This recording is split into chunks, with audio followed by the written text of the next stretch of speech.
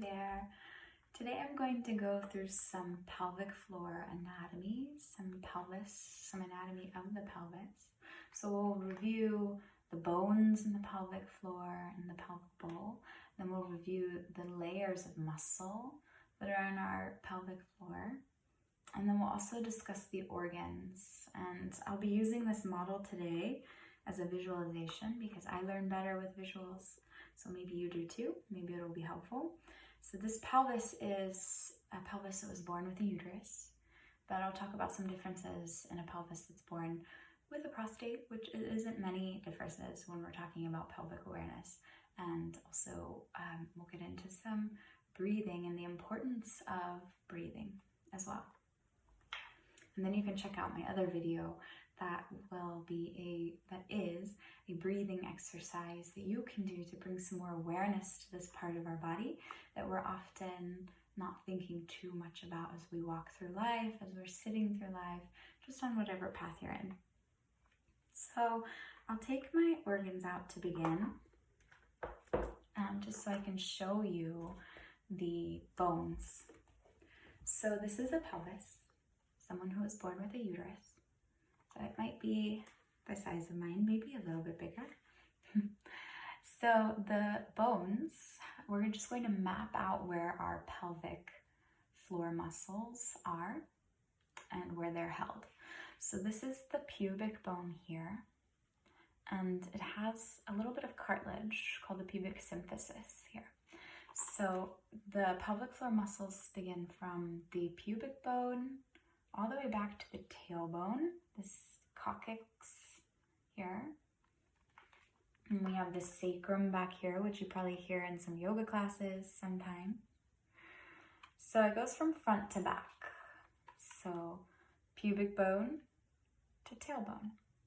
It also goes from side to side. The pelvic floor muscles go from side to side. So sit bone to sit bone. Okay. So it makes this kind of diamond shape. And another way that I like to explain it is you can take your hands like this and maybe make it more of a diamond instead of a triangle. So making it a diamond like it is in our body. And then the two thumbs down here, that's our coccyx, that's our tailbone, okay? And then this indentation where the index finger and the thumb meet, those are both our sits bones. So right and left sits bones. And then where our index fingers meet at the top, that's the pubic bone. So you can imagine this bowl that it creates with the bones. The bones create this bowl in order to house all of our pelvic floor muscles and our pelvic organs. So it's pretty incredible that they create this magical structure, this magical foundation to house and support and create this stability for the muscles. So now that we know and mapped out kind of where the muscles, or the bones rather, are, I'd like you to find them in your own body. So here are hip points, right? So first feel for the hip points. Maybe you feel them, maybe you don't, that's okay. We're just bringing awareness to this part of our body, okay? And then you can feel here for that hard pubic bone, okay? Yeah, you can feel there for the hard pubic bone. Maybe you can even feel the pubic symphysis there, where the pubic bone fuses together. Maybe not, that's okay. Just mapping it out. And then lift up one glute and feel under for your sits bone, that little knobby part underneath the glute. You can try it on the other side too. Good. And if you're not already, if you're on the floor, you can bring something underneath your sit bones so that you're sitting with proper posture. Okay, and we'll get more into that in a moment. So sitting on your sits bones, or maybe you're sitting in a chair, so making sure that you're sitting on your sits bones, okay? So we're really stacking the spine in a way that's helpful to our pelvic floor muscles and our pelvic organs. So now that we've mapped out in our own bodies where our bones are for the pelvic region that house the pelvic floor muscles, we'll talk about the pelvic floor muscles. So the first layer, there's 3 layers of the pelvic floor muscles. The first layer is called the superficial layer, and it runs as a figure 8 or perhaps like an infinity sign around our urogenital openings. So we have our anus, where our rectum leads down into, and where we evacuate. And so this first layer, the superficial muscle, is around the anal sphincter. Okay, and then it goes around here, around the vaginal opening, and also the urethra. So it also helps that sphincter of the urethra open and close so that we can pee. So this is the same, we're looking at a model that's for someone who was born with a uterus, but it's the same for a model or a person who's born with a prostate, okay? So they also have this figure 8 superficial layer of muscle, of pelvic floor muscle. The only difference is that a person who was born with a uterus has the perineum here is only about 1 inch, whereas someone who's born with a prostate has a little bit longer of a perineum. It's about 2 inches, okay? So that's the only difference, really. Okay, so they have that first layer, it's a figure 8, infinity sign, goes from front to back, back to front.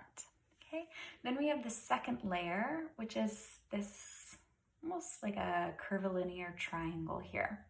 So in this layer, the second layer, is called the urogenital diaphragm. And in yoga, we are actually very concerned with this part of the triangle that runs horizontal because it attaches to our sits bones. So that means that when we are in poses that open the sits bones, so think external rotation. So perhaps you are in a warrior 2. You're externally rotating that back leg, and the front leg is actually externally rotating as well. So your sits bones are coming closer together, which means that this little layer of muscle here is shortening, okay? And then when we're in a pose where our sits bones come apart from one another, when we're internally rotating, okay, our sits bones come away from one another, then this muscle here that attaches to the sits bones is lengthening. So thinking a standing forward fold, okay, our muscles here are lengthening away from one another because our sits bones are coming a little bit, closer to each other. Okay, so, our sits bones are coming closer to one another. That's when they get shortened, and then when they come apart from one another, they lengthen, okay? So, when we're doing a forward fold, that means this is coming apart from one another and lengthen. All right, there we go. All right, so that's the part that we're concerned about when we're talking about the second layer of this pelvic floor muscle. So this also, the first and second layer meet here in the perineum. So this is the perineum. Maybe you've heard someone speak about that in a yoga class before. Finally, the third layer is the deepest layer, and it's called the Levator Ani. So you can see inside the pelvic bowl, all that muscle that's going from the pubic bone back to the coccyx, and then it also goes from side to side. That's called the Levator Ani. And it's really important. It supports all of the organs inside the pelvic bowl.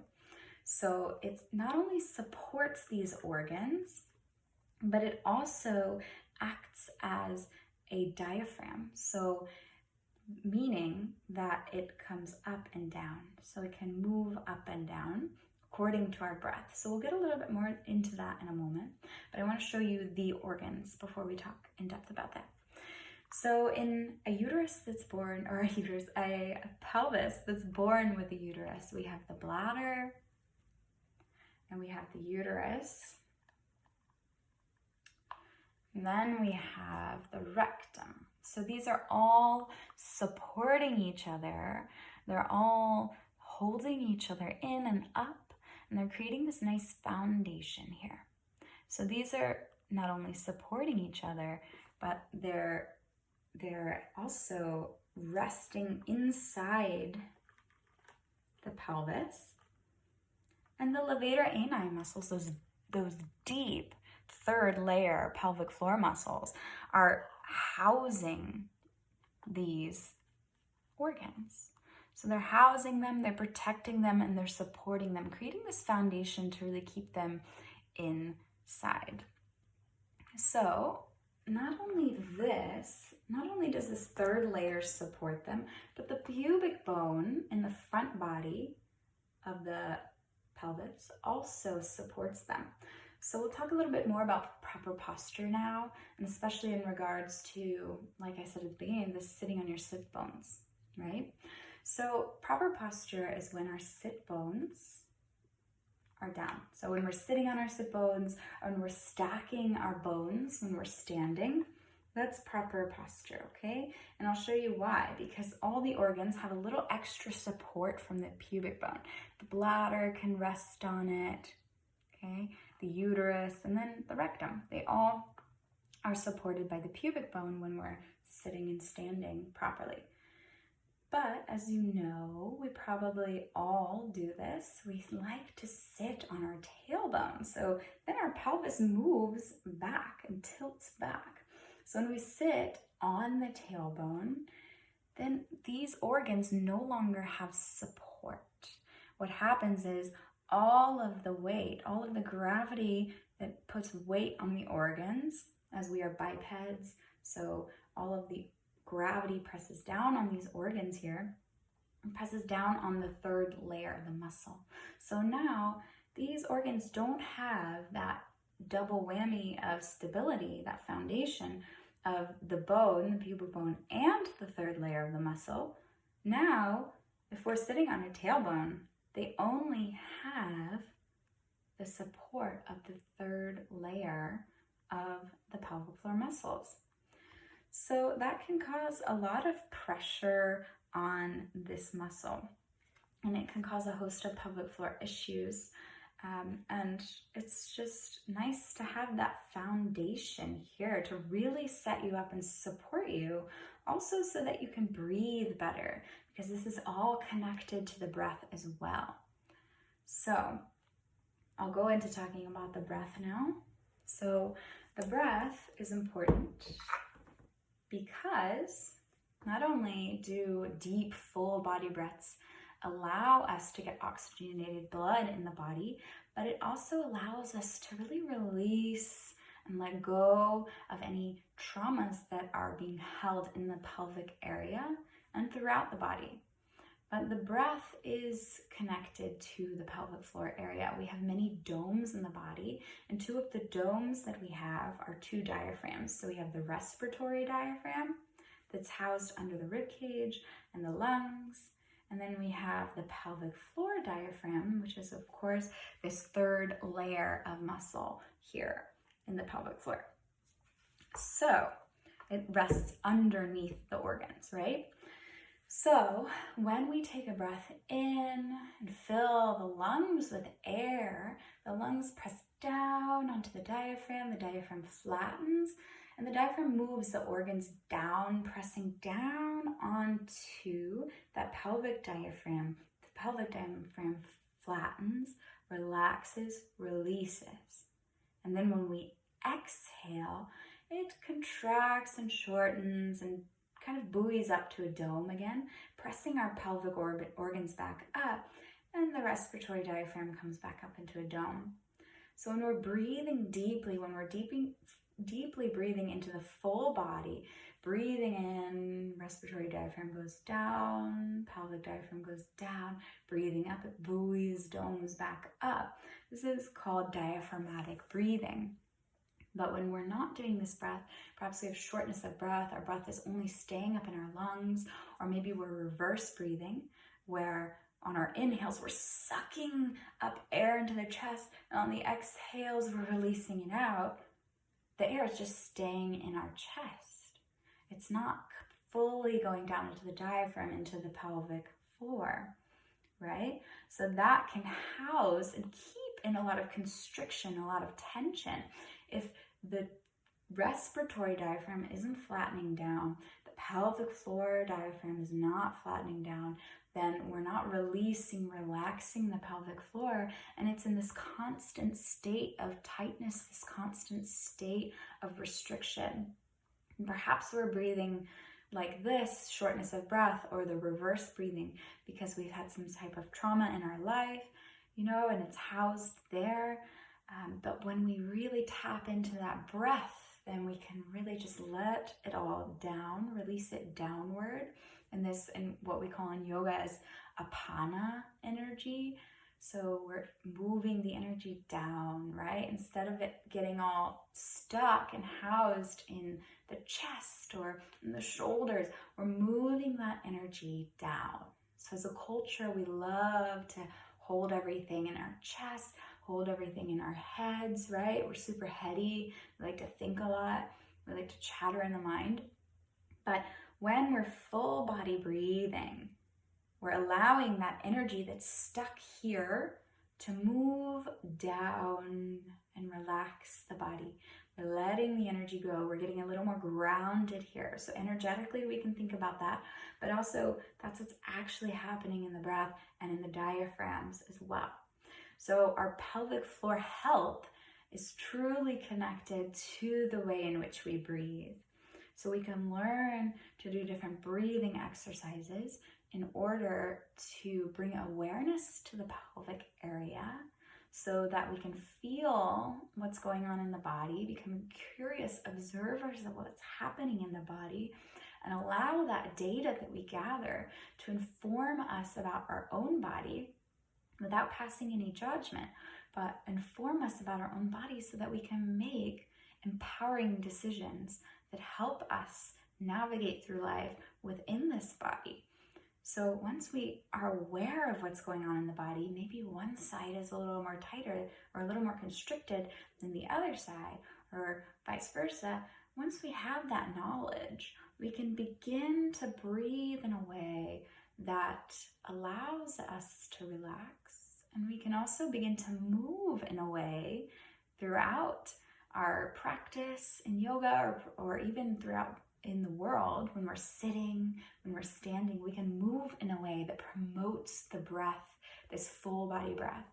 So also by sitting on our sits bones, we're stacking all the bones, we're allowing the pelvic floor diaphragm to really open up and rest on the pubic bone, right? So it has that double support. The organs have that double support of that third layer and the pubic bone.